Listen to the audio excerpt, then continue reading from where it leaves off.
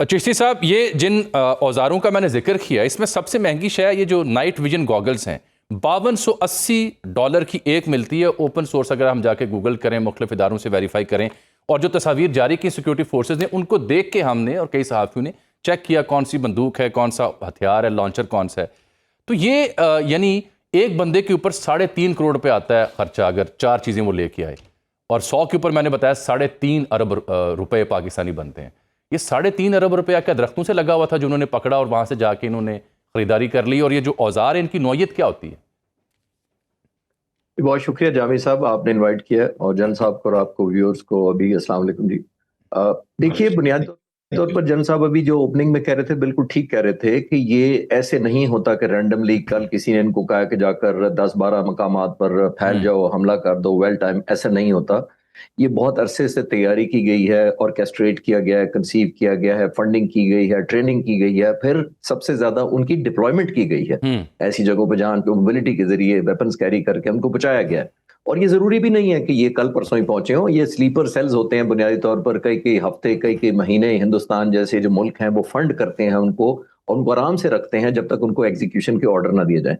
जाहिर है, डेफिनेटली ये आपने सही पॉइंट आउट किया और लिंक भी ठीक किया कि ये तो वो लोग हैं जो सबसे ज्यादा अंडर प्रिविलेज हमारा सूबा है, और सबसे ज्यादा हम इनके बारे में कंसर्न भी होते हैं, और राइटली सो, बिकॉज वहाँ फ्यूडल सिस्टम है। हम सब जानते हैं कि ये बुनियादी तौर पर सबसे थिनली पॉपुलेटेड है। 44%, 44% ये मुल्क का हमारा रकबा है, और पॉपुलेशन की सिर्फ 7% है। तो बदकिस्मती से उनकी जाहिर है इसीलिए इंफ्रास्ट्रक्चर भी नहीं डेवलप हुआ। उस 622 के करीब पंजाब में पर स्क्वायर किलोमीटर लोग बसते हैं, 520 के करीब केपीके में बसते हैं, 400 के करीब 525 के करीब सिंध में, 400 के करीब केपीके में, और सिर्फ 42 लोग बसते हैं पर स्क्वायर किलोमीटर बलूचिस्तान में। मैं ये डेटा देने की कोशिश ये कर रहा हूं क्योंकि ये इतना थिनली पॉपुलेटेड है, यहाँ नेबरहुड वॉच का कॉन्सेप्ट नहीं हो सकता। ऊपर से ट्राइबल यहाँ पे और फ्यूडल लॉर्ड रहे हैं जब से, तो उन्होंने जाहिर है वो फिल्टर डाउन नहीं हुआ वो प्रिविलेजेस। और सबसे बड़ी वजह यही है कि ये जो टेररिस्ट हैं ये इसलिए विक्टिम बन जाते हैं ऐसे लोगों का जिनको ये एक्सप्लॉइट किया जाता है हिंदुस्तान या दूसरे मुल्कों की तरफ से कि आपको इस मुल्क ने कुछ नहीं दिया, आपका इंफ्रास्ट्रक्चर नहीं है, इंडस्ट्री नहीं है, तो आप हमारे साथ ज्वाइन कर लें। जाहिर है ऐसे लोग जिनकी थ्रेशोल्ड निस्बतन कम होती है, क्योंकि ऐसे उनको फील होता है कि अंडर प्रिविलेज है, तो जाहिर है विक्टिम बन जाते हैं। फिर बेहतर क्वालिटी ऑफ लाइफ उनको मिलती है, फिर उनको फंडिंग की जाती है, उनको फैमिलीज को बाहर सेटल किया जाता है। तो ये एक चेन है बुनियादी तौर पर, और ये इतना आसान नहीं है कि इसको रातों रात हम करें। ये कंटिन्यूस एफर्ट चाहिए, और मुझे बताते हुए खुशी हुई है, मैं पिछले दिनों कंफर्म किया था कि अब हुकूमत ने ये प्लान किया है कि अब डिस्ट्रिक्ट लेवल पर डेवलपमेंट होगी। दैट मींस एक डिप्टी कमिश्नर होगा, एक ब्यूरोक्रेट, लोकल रिप्रेजेंटेटिव, मेयर या काउंसलर या एमपीए जो भी होगा, वो अपने डिस्ट्रिक्ट के बारे में डिसाइड करेंगे कि क्या सबसे ज्यादा चाहिए। हॉस्पिटल चाहिए, नर्सरी चाहिए, स्कूल चाहिए, सड़क चाहिए, पानी चाहिए, बिजली चाहिए, तो वो डिसाइड करेंगे। पहले ये होता था कि सेंट्रल फंडिंग क्वेटा में जाती थी, और जाहिर है वो डिस्ट्रीब्यूट होते होते जिस तरह पहुंचती थी वो 78 सालों में हमने देख लिया। मेरी खुद 2 दफा क्वेटा में, हमारा जो एयरफोर्स का बेस है वहां पर पोस्टिंग रही है, मैं स्क्वाड्रन कमांडर वहीं रहा हूं। मैंने पूरा बलूचिस्तान हवा में उड़ के देखा हुआ है, और मुझे देखकर हैरत होती थी कि इतने 100 किलोमीटर तक ना कोई रोड है, सिवाय एक मट्टी ही मट्टी नीचे नजर आ रही है, लेकिन छोटा सा गांव नजर आता था, और अफसोस होता था हवा से उसको देख के कि ये इनकी रीच कैसे होती होगी। और वही चीज ये दहशतगर्द और ये जो तंजीमें होती हैं और जो मुल्क फंड करते हैं उसी को एक्सप्लॉइट करते हैं, क्योंकि वो समझते हैं कि तुम पहले ही अंडर प्रिविलेज हो, हमारे साथ मिल जाओ तो तुम्हें बेहतरी ही बेहतरी होगी। आखिरी पॉइंट में कहता चलूं कि ये जो कैडेट कॉलेज पर हमले हुए थे पिछले दिनों, उसकी बुनियाद क्या थी? उसकी बुनियाद ये थी कि हुकूमत का एक बहुत पॉजिटिव और आर्म फोर्सेस की बड़ी एफर्ट थी कि इन नौजवानों को पॉजिटिव धारे में लाया जाए, इंगेज किया जाए, जॉब अपॉर्चुनिटीज क्रिएट जाए, कैपेसिटी बिल्ड की जाए।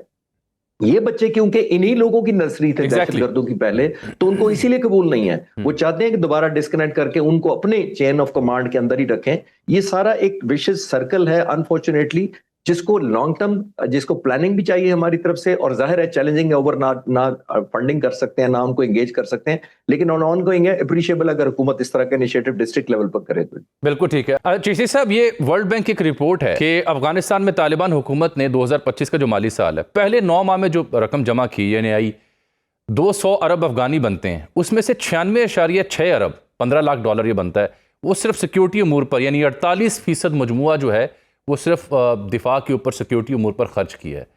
तो वो किन ममालिक के साथ जंग में ये खर्च होगा 48%? उन्हें किस मुल्क से ख़तरा है? پھر میں دیکھ رہا ہوں انڈیا نے بھی 15% بجٹ میں اضافہ کیا اور اس میں سب سے امپورٹنٹ لائن ہے کہ نئے لڑاکا طیارے خریدے جائیں گے. ان دونوں چیزوں کا کیا مطلب ہے؟ دیکھیے جاوید صاحب، یہ جو فنڈنگ ہے ظاہر ہے جو ان کے پاس افغان طالبان جو آپ کہہ رہے ہیں اتنے خرچ رہے ہیں، ایک تو ان کو اپنے سروائیول کے لیے بھی خرچنا پڑتا ہے اپنے ڈیفنس پر، کیونکہ وہ ہیں ہی آرمڈ گروپ ہیں سارے، ایک دوسرے کو پش اینڈ پل کرتے رہتے ہیں، اور جب تک ظاہر ہے ویپنائزیشن نہیں کریں گے، انہانسمنٹ نہیں کریں گے، میرا نہیں خیال کہ وہ ویپن اپنے پیسوں سے خرید کر پاکستان پر حملہ کریں گے. ان کے لیے انڈیا ہی کافی ہے. وہ ظاہر ہے وہ فنڈ بھی کرتا ہے، ان کو انیبلنگ انوائرمنٹ بھی دیتا ہے، انفارمیشن بھی دیتا ہے، اور ظاہر ہے بہت ساری لوجسٹک اور باقی چیزیں بھی دیتا ہے. تو یہ اٹ سیلف سائن ہے ان کا، کیونکہ وہ اسٹیٹ کی طرح ایکٹ ہی نہیں کرتے، وہ ایک جتھے کی طرح ایکٹ کرتے ہیں جو آرمڈ گروپ ہے، جو بلیو اس پہ کرتا ہے، رینٹ ٹیرر پہ بلیو کرتا ہے. تو ظاہر ہے اس کو انڈیا پھر فنڈ کر دیتا ہے، تو اور زیادہ اس کی فیسلٹی بڑھ جاتی ہے.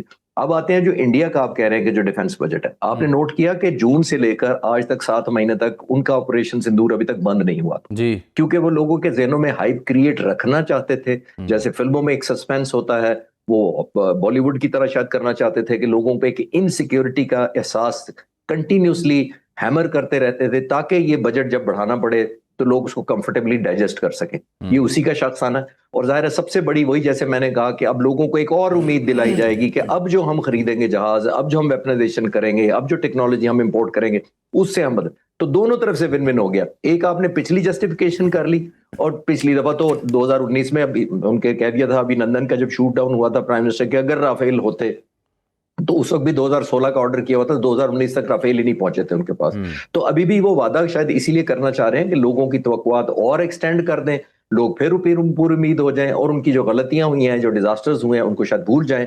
لیکن obviously جیسے ہم کئی دفعہ بات کر چکے ہیں آپ کے پروگرام میں، جنرل صاحب بھی ریگولر کہتے رہتے ہیں کہ دیکھیے اس طرح کی انٹیگریشن صرف پیسوں سے نہیں ہوتی، صرف فنڈ کر لینے سے نہیں ہوتی، بہت زیادہ ٹریننگ چاہیے ہوتی ہے، جذبہ چاہیے ہوتے ہیں آپ کا، اور ٹیکنالوجیکل آپ نے مہارت حاصل کر کے ان سارے ویپنز کو آپریٹ کر کے ون کل پکچر میں انٹیگریٹ کرنا ہوتا ہے. وہ کب کرتے ہیں؟ وہ راتوں رات نہیں ہوتی. جہاز جتنے مرضی وہ 100 آج لینڈ کر جائے گا ہندوستان میں، تو میں نہیں مانتا کہ ان کی کیپیسٹی اس طرح بڑھے گی جس طرح اس کے اوپر عبور حاصل کر کے بڑھنی چاہیے، اور وہ لانگ ٹرم پروسیس ہوتا ہے. بالکل ٹھیک. چشتی صاحب اس سب کے بیچ میں دیکھیں یہ جو تنظیمیں ہیں دہشت گردی والی، یہ قلعدم ہے، یو این نے قلعدم انہیں قرار دی، آؤٹ لارڈ ہے. اس کو دیکھتے ہوئے کیا اب یہ وقت نہیں ہے کہ حکومت پاکستان، دفتر خارجہ، ہمارے سفارتی محاذ، مڈل ایسٹ سے آپریٹ ہونے والے ایک ٹی وی چینل اور کچھ ویسٹرن میڈیا جو ان لوگوں کو دہشت گرد لکھنے کی بجائے علیحدگی پسند لکھ رہے ہیں، اس کا معاملہ بھی اٹھائے، مدعا اسٹرانگلی اٹھائے؟ یس چشتی صاحب. دیکھیے جامی صاحب، میرا خیال ہے ہم یہ بھول نہیں چاہیے ہمیں کہ یہ جو بڑے ملک ہیں، سپر پاورز ہیں اور انفلوئنشل ملک ہیں، وہ یہ جو ٹرم ہوتی ہے دہشت گردی اور علیحدہ پسندی، یہ سلیکٹیولی یوز کرتے ہیں، as and when need basis پر کرتے ہیں. میں گزارش کر دیتا ہوں، ایران کے اندر اس وقت 3 جتھے بنیادی طور پر امریکہ یا دوسرے ملک ان کو سپورٹ کر رہے ہیں تاکہ کسی طریقے سے ایرانی حکومت ڈی سیویلائز کیے. ایک آذری ہے، دوسرے کردش ہے، اور تیسرے بلوچ جو ایرانی بلوچ ہے.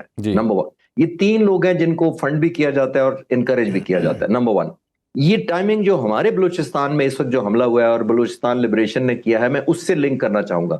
دیکھیے انہوں نے یہ کیا ہی ٹائمنگ اس لیے ہے کہ یہ امریکن پریزیڈنٹ کو یہ باور کرانا چاہتے ہوں گے، یا امریکن پالیسی میکرز کو جو وہاں ہیں، کہ اگر آپ ایران میں آپریشن کریں اور کوئی رجیم چینج ہو تو ہم بھی خدمت کے لیے حاضر ہیں. اگر آپ بلوچوں کو مرج کر دیں، ہماری خدمات بھی ملیں ایران کے لیے، تو پاسبلی ہم جلدی آپ کا کام کر دیں گے. مجھے تو اس طرح کی اسمیل آتی ہے اس کے اندر کہ یہ اس طرح کا انٹینشن ہے. تو جیسے میں نے کہا کہ کسی جگہ ایک ٹیررسٹ کہلاتا ہے، دوسرے کا فریڈم فائٹر کہلاتا ہے، تو یہ سلیکٹیولی ہم نہیں کر رہے. یہ ویسٹ اور یورپ، امریکہ اس طرح کرتے ہیں. ویری ٹرو سر، ویری ٹرو سر.